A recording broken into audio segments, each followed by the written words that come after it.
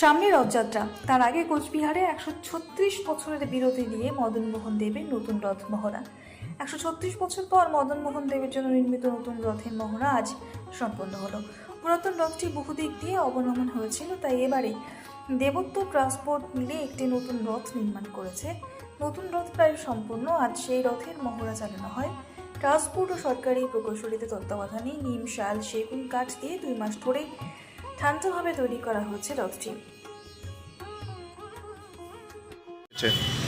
বিষয় হচ্ছে আমাদের যে পুরনো রথ সেটি অনেক দিনের যেহেতু সেটি নষ্টর দিকে, যার জন্য নতুন রথ তৈরি করা হয়েছে এবং এখানে সকলের সহযোগিতা মাননীয় ডিস্ট্রিক্ট ম্যাজিস্ট্রেট মানে ডিএম সাহেব, মাননীয় এসডিও সাহেব, সেক্রেটারি সাহেব এবং জয়ন্তবাবু এবং আমাদের সকলের মানে কুচবিহারবাসীর সহযোগিতায় নতুন রথ তৈরি হলো। এটি মদনমোহনের উদ্দেশ্যে এখন গেল।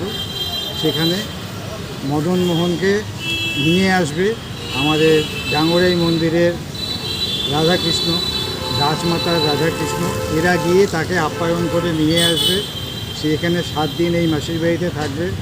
এখানে ভোগরাগ হবে, কীর্তন হবে, পাঠ হবে।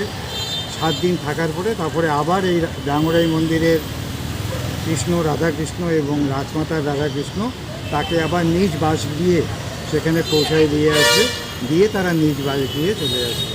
আজকে কি হলো? আজকে রথটার পূজা হলো, নতুন রথ, নবনির্মিত রথ, তার পূজা হলো। আপনার নাম? আমার নাম জানকীনাথ চক্রবর্তী।